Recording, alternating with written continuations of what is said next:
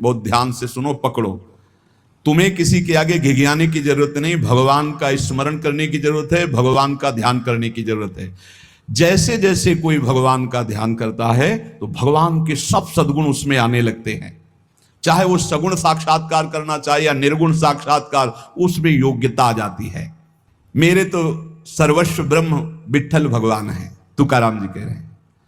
अब मुझे किसी की बात सुनने की जरूरत नहीं है कि ब्रह्म कौन है, मेरे तो विट्ठल ब्रह्म है। जो वाणी से अगम्य है, मैं उसकी स्तुति क्या करूं? वेद भी जिसकी नेति नेति कह के चर्चा करते हैं, मैं उसकी क्या चर्चा कर पाऊं? पर मेरी वाणी को नशा हो गया है उनकी चर्चा करने का। आहा, मेरी वाणी को नशा हो गया, बिना उनकी चर्चा किए, बिना कीर्तन किए, बिना गुण गाए हमें चैन नहीं पड़ सकता। कोई ना हो तो ठाकुर जी को श्रोता बना के सुनाने लगो, ऐसा नशा होना चाहिए। सुनो, अपनी चर्चा आप ही सुनो, ठाकुर जी के सामने बैठ जाए और वाणी लेकर उन्हीं की चर्चा उन्हीं को सुनावे। तन वाणी मन ये सब तेरे चरणों में अर्पित हो चुके हैं भगवान। अब मेरा कुछ नहीं बचा, केवल आप ही मेरे बचे हो। ये हम लोगों के लिए आदर्श वचन है, हमें ऐसा होना है। प्रभु के सिवा हमारा कोई नहीं। अभ्यास बल में बहुत बड़ी ताकत है। अभ्यास बल हो जाए तो व्याघ्र और सर्प को भी अधीन किया जा सकता है।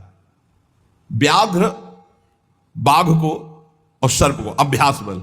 देखो, जो बचपन से अभ्यास करवा लिए सिंह आदि का, तो ऐसे बछड़े की तरह हाथ फेरते हैं, साथ खेलते हैं, कोई फर्क। सांप पकड़ने वाले जो सर्प मित्र होते हैं, इतना बड़ा अभ्यास कि बड़े से बड़े विषैले सांप को 5 मिनट में अपने वश में करके व्याघ्र और सर्प को अपने वश में किया जा सकता है। अभ्यास से विष को पचा लिया जाता है। जब उड़िया बाबा ने सुना कि एक महात्मा 10 ग्राम संखिया जहर रोज खाते हैं, तो उनका इसमें तो 10 आदमी मर जाए, ऐसा हो ही नहीं सकता। तो उन्होंने कहा महात्मा है तो उनका पता बताइए, मैं जाऊंगा। उड़िया बाबा वहां गए, महात्मा से कहा आप 10 ग्राम संखिया जहर रोज खाते हैं? उनका हाँ। बोले मैं देखना चाहता हूं, क्योंकि विश्वास नहीं होता, 10 ग्राम में तो 10 लोग मर जाएंगे। शाम के 4 बजे उन्होंने डाला सिलबट्टा में 10 ग्राम तौल करके जहर, संखिया जहर, जैसे धतूरा होता है ऐसे संखिया, उसे पीसा और पीस करके पूरा धोकर खप्पर में डाला और बस पी गए। महात्मा है तो आश्चर्य की बात है। बोले तो रोज हम पीते हैं। तो बोले 10 ग्राम कैसे? तो बोले अभ्यास। पहले दिन एक बीज लिया था, ऐसे घस के चाटा, नशाया। कई दिन उसी बीज को घसकर चाटते रहे, फिर एक बीज, फिर धीरे धीरे आज 10 ग्राम पचा लिया। तुकाराम जी कह रहे हैं अभ्यास का बल करे तो व्याघ्र और सर्प को वश में कर ले। तो मन को वश में नहीं किया जा सकता, इंद्रियों को वश में नहीं किया जा सकता, अभ्यास से किया जा सकता है। अभ्यास योग युक्त ने चेतसा नान्यगामिना। अभ्यास से हम विष को पचा सकते हैं। अगर हम रोज भगवत कृपा से अपमान को पचाना सीख जाएं तो बड़े से बड़े अपमान को भी, निंदा को भी मुस्कुराते हुए सह सकते हैं।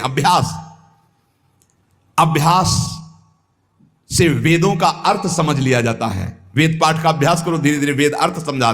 इसलिए कुछ दुष्कर नहीं है, तुम अभ्यास में आओ। मेरा भजन में मन नहीं लगता, अभ्यास करो। अभ्यास में तुम जितना आगे बढ़ोगे उतने ही उच्च अवस्था को प्राप्त हो जाओगे। अभ्यास में बहुत बड़ी दम है। अभ्यास एक एक कदम बढ़ाते चले जाओ। अभ्यास एक एक इंद्रियों पर विजय प्राप्त करते चले जाओ। अभ्यास असाध्य को भी साध्य कर दे।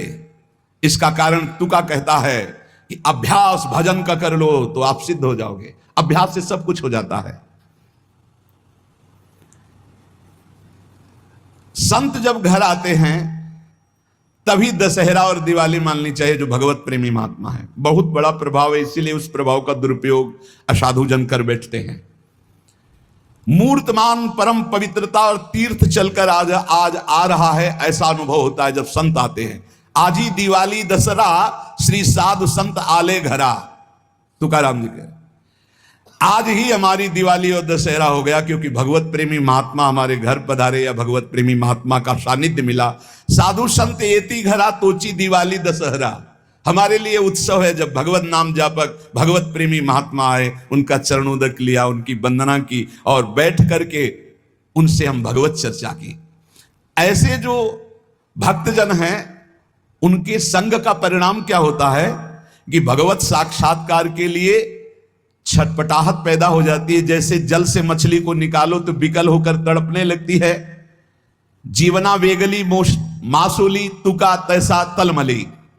जैसे जीवन के लिए मछली जल के लिए तड़पने लगती है, बाहर हटा दो, ऐसे सत्संगी का जीवन तड़पने लगता है भगवान की प्राप्ति के लिए, तभी माना जाएगा सत्संग हुआ है। सत्संग का यह फल है। बड़े भाग पाइप सत्संगा बिना प्रयास होई भवभंगा। संत आधि देवा मग।